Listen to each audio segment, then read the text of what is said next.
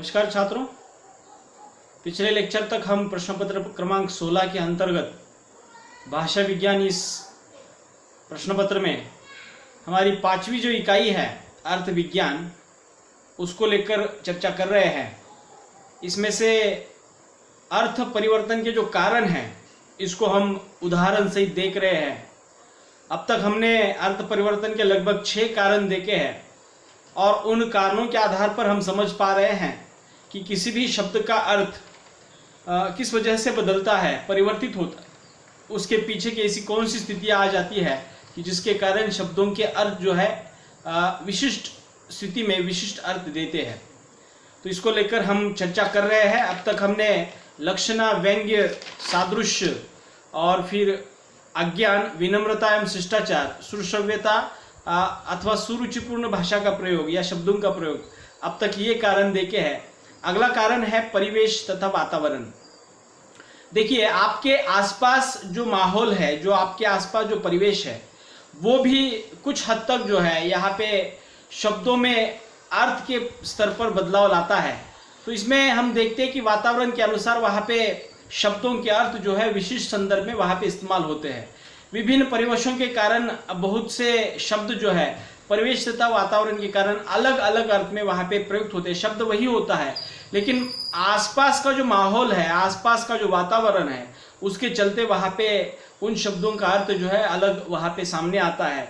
उदाहरणार्थ चिकित्सक शब्द है। देखिए, चिकित्सक, ये चिकित्सक शब्द जो है मेडिकल के क्षेत्र में, अस्पताल के क्षेत्र में एक डॉक्टर के लिए इसका शब्द प्रयोग किया जाता है या उसका अर्थ हम लेते हैं। डॉक्टर या हकीम या वैद्य के रूप में हम उसको देखते। देखिए, चिकित्सक अस्पताल के क्षेत्र में डॉक्टर है, अर्थात जो हम जो बड़े बड़े जो विशेषज्ञ डॉक्टर होते हैं उसको चिकित्सक कहते हैं।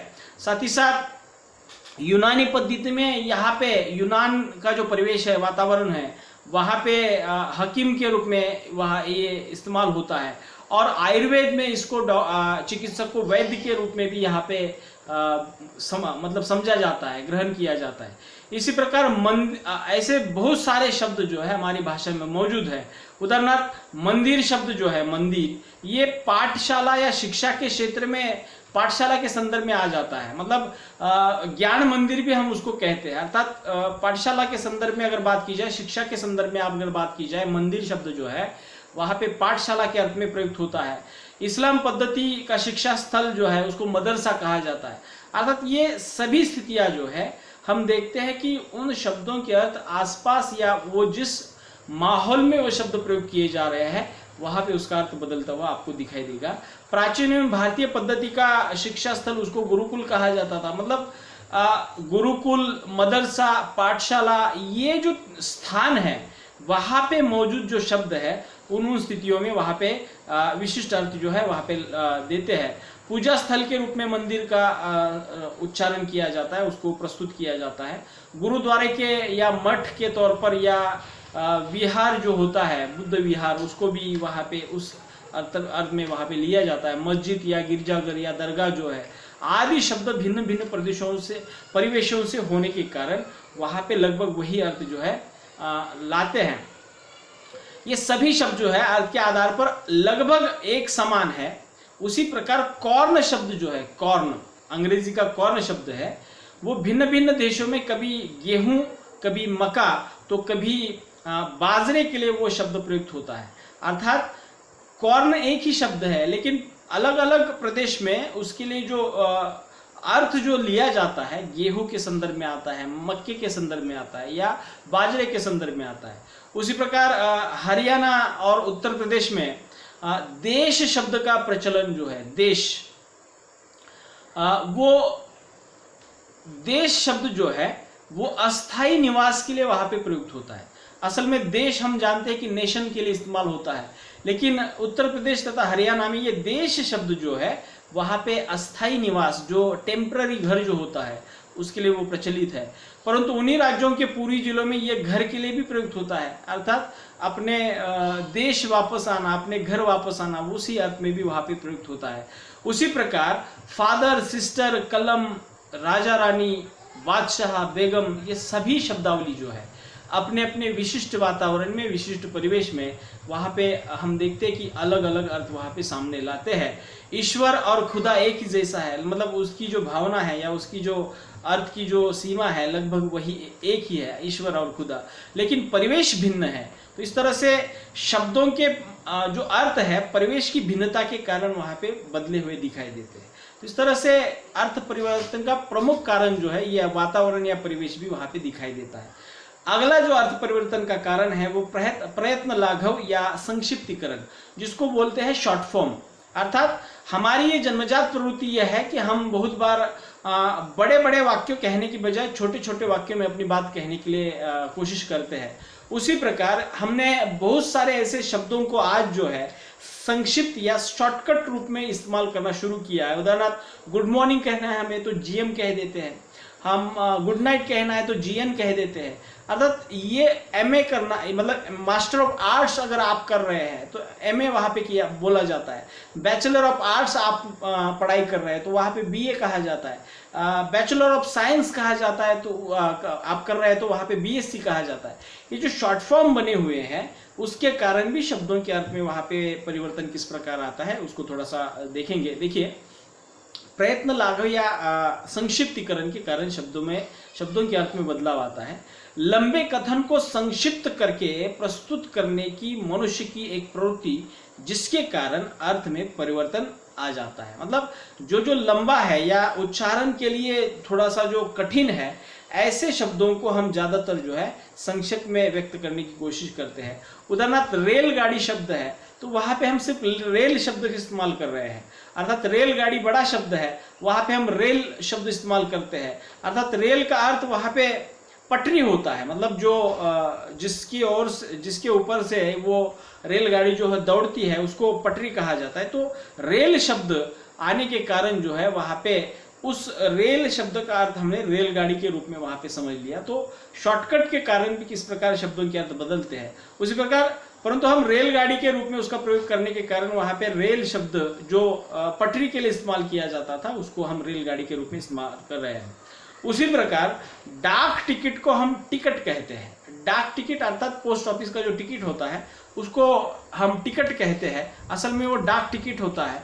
सामान्यतः टिकट का अर्थ सभी प्रकार के जो टिकट होते हैं, जितने भी टिकट मिलते हैं मार्केट में या कार्यालय में, वो सभी प्रकार के टिकटों के लिए टिकट कहा जाता है। लेकिन यहाँ पे डाक टिकट के लिए भी हम वहाँ पे टिकट इसका इस्तेमाल करते हैं। जैसे रेल का टिकट, बस का टिकट या फिल्म का टिकट, ये सभी प्रकार के टिकट जो है वहाँ पे मतलब शॉर्टकट के कारण वहाँ पे हमने अर्थ को किस प्रकार बदल दिया, इसको हम जान सकते हैं इस उदाहरण से। तो हमने देखा कि संक्षिप्तीकरण के कारण हमने बहुत सारे ऐसे शब्दों को जो है पहले अर्थ को छोड़कर दूसरे अर्थ में वहाँ पे स्वीकृत किया है। इसके बाद अगला जो अर्थ परिवर्तन का कारण है वो है स्थान के नाम पर वस्तुओं का नाम। अर्थात स्थान के नाम पर वस्तुओं का नाम मतलब क्या है कि बहुत बार वस्तु एक है और वहाँ पे हम देखते हैं कि उस स्थान जहाँ पे वो वस्तु मिलती है वहाँ के स्थान के नाम पर उस वस्तु का नाम रखा जाता है। उदाहरण कह सकते हैं, देखिए भाषा में ऐसे बहुत सारे शब्द वस्तुओं के लिए प्रसिद्ध है जो वस्तु के स्थान के आधार पर गढ़े गए हैं। उदाहरणार्थ देखिए, कोल्हापुरी चप्पल, हम जानते हैं कि वो चप्पल जो है विशिष्ट प्रकार की होती है। चप्पल है लेकिन उसको कोल्हापुरी चप्पल कहा जाता है। उसके बाद सोलापुर की चादर तो चादर है लेकिन उसको सोलापुर की चादर कहा जाता है। नागपुर के संतरी तो एक फल है, अब उसको नागपुर के संतरे कहा जाता है।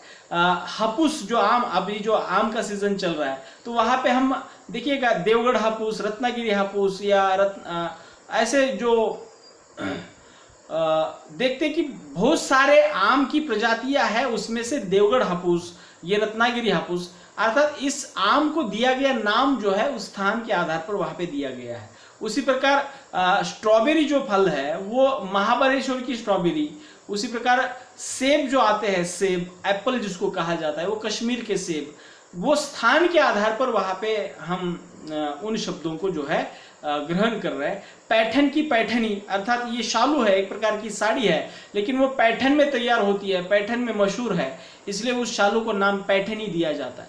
तो ये स्थान के आधार पर जो शब्दों के नाम वहां पे गढ़े गए हैं, उसके कारण भी वहां पे शब्दों के अर्थों में बदलाव आता है। तो ये भी एक अर्थ परिवर्तन का कारण है। अगला कारण है विरोध। देखिए विरोध में क्या आता है, देखिए व्यक्ति, जाति, मत, मतांतर के आधार पर विरोध होने से अर्थ में परिवर्तन देखा जाता है। कैसे, देखिए जैसे बौद्ध लोग राजा अशोक को देव, प्रियदर्शी कहते हैं। ये बौद्ध जो धर्म के लोग हैं वो राजा अशोक को जो है देव के रूप में स्वीकारते हैं, प्रिय के रूप में स्वीकारते हैं, प्रियदर्शी के रूप में स्वीकारते हैं। परंतु सवर्णों ने इसका अर्थ महामूर्ख कर दिया है। मतलब राजा अशोक को वहां पे उस अर्थ में नहीं ग्रहण किया जाता जिस अर्थ में बौद्ध धर्म के लोग ग्रहण करते हैं। इसलिए बौद्धों ने महाब्राह्मण शब्द का अर्थ भी महामूर्ख बना दिया। मतलब उन्होंने अशोक को मूर्ख कह दिया, तो वहां पे महाब्राह्मण शब्द का भी वहां पे महामूर्ख के रूप में वो प्रचलन है। तो इस प्रकार से किसी विचारधारा का विरोध या किसी विचारधारा को विरोध में काम करने के कारण वहां पे बहुत सारे शब्दों के अर्थ जो है बदल दिए जाते हैं। उसी प्रकार आदि प्रकार के शब्द केवल मत मतांतर के कारण जो है परिवर्तित हुए दिखाई देते हैं। तो ये विरोध ये कारण है अर्थ परिवर्तन का। अगला कारण है आचरण। देखिए आचरण में क्या होता है कि विशिष्ट आचरण से प्रभावित शब्द जो है अर्थ के रूप में परिवर्तन हुआ दिखाई देता है। कैसे, देखिए रावण शब्द जो है, रावण इस शब्द का इस्तेमाल विशेषता दुष्ट आदमी के लिए किया जाता है। मतलब जो दुष्ट है, गलत आदमी है, बुरी सोच वाला है, उसको रावण शब्द का प्रयोग किया जाता है। उसके बाद लड़ाऊ जो होता है या भिड़ाऊ जो होता है या इधर की खबरें उधर करने वाला नारद आता है। तो ये जो आचरण है, आचरण के आधार पर वहां पे स्वभाव की जो गुण विशेषताएं लागू हो जाती है, उसके आधार पर उन व्यक्तियों को इन शब्दों का प्रयोग किया जाता है कि जो आदमी जो है इधर की बात उधर करता है उसको नारद मुनि कहा जाता है। उसी प्रकार जो धूर्त आदमी होता है उसको शकुनी मामा कहा जाता है, जो हम महाभारत में ये पात्र देखते हैं। अर्थात शकुनी मामा की सोच और उस आदमी की सोच लगभग मिलती जुलती है। अर्थात जो आदमी धूर्त है, छल कपट करता है, उसको शकुनी कहा जाता है। देशद्रोही जो होता है उसको जयचंद कहा जाता है। गुरु भक्त जो होता है, मतलब अपने गुरु की हर बात मानने वाला, उसको एकलव्य कहा जाता है। सत्यवती, सत्य वचन बोलने वाला जो राजा होता है उसको हरिश्चंद्र राजा कहा जाता है। उसी प्रकार जो दानशूर है उसको कर्ण कहा जाता है। इसी प्रकार नेता, देहाती, शहरी, भगत आदि शब्द भी जो है आचरण के प्रभाव के कारण वहां पे बदल दिए जाते हैं या उसका अर्थ जो है दूसरे अर्थ में सामने आता है। तो इस तरह से आचरण के आधार पर जो भी शब्द परिवर्तित होते हैं, ये विशेषता उस व्यक्ति के गुणदोष के आधार पर ये शब्द वहां पे प्रयुक्त होते हैं और हम देखते हैं कि वहां पे प्रयोग होने के कारण उन शब्द के अर्थ में बदलाव आता है। तो इसके बाद के जो कारण हैं तो वहाँ पे और मैं बताना चाहता हूँ कि एकाध गुण की प्रधानता वगैरह, ये जो शब्दों का कारण है, मतलब शब्द परिवर्तन का, किस वस्तु में अगर कोई चीज़, उस वस्तु में कोई गुण जो है उस प्रधानता के आधार पर भी उस शब्द को वहाँ पे रखा जाता है। उदाहरणार्थ नागपुर की संतरे जो है यहाँ पे बहुत मीठी मिलती है, अगर वो दूसरी जगह से भी, मतलब जिस जगह से वो लाई गई है उस गुण के आधार पर उसको बेचा जाता है। या उसके बाद एक कारण आ जाता है कि सामाजिक प्रथाओं के साथ साथ भी बहुत सारे शब्द जो है परिवर्तित हो जाते हैं। तो सामाजिक प्रथाएं जो है कुछ बहुत हद तक जो है भाषा के शब्दों के अर्थ में वहाँ पे परिवर्तन लाते हैं। तो प्रतीकात्मकता भी एक कारण है, जो किसी शब्द के लिए प्रतिशब्द वहाँ पे कह देना, तो उस रूप में भी ये बहुत सारे अर्थ हम देखते हैं कि शब्दों के अर्थ बदल जाते हैं। तो इस तरह से मुझे लगता है कि ये अर्थ परिवर्तन के जो कारण हैं जो मैंने आपको गिनाए थे वो सभी के सभी मैंने उदाहरण सहित आपके सामने रखे हैं। अगले लेक्चर में मैं मुझे लगता है कि ये पूरा मुद्दा जो है या ये पूरा टॉपिक जो है इस मुद्दे के साथ यहाँ पे समाप्त हुआ है। अगले लेक्चर में हम अगला जो पेपर है दूसरा, पेपर नंबर 15, उसमें व्यवहारिक हिंदी के अंतर्गत जो भी कुछ टॉपिक दिए गए हैं उसके एक एक मुद्दे को थोड़ा सा हम देखेंगे और समझेंगे कि उन सभी मुद्दों के भीतर व्यवहारिक हिंदी के अंदर हमें क्या क्या पढ़ना है, समझना है। मुझे लगता है कि ये प्रश्न पत्र क्रमांक 16 जो है भाषा विज्ञान, ये आज यहाँ पे समाप्त होता है। अगले लेक्चर में हम अगला पेपर लेकर उपस्थित रहेंगे। तब तक के लिए रुकते हैं। धन्यवाद।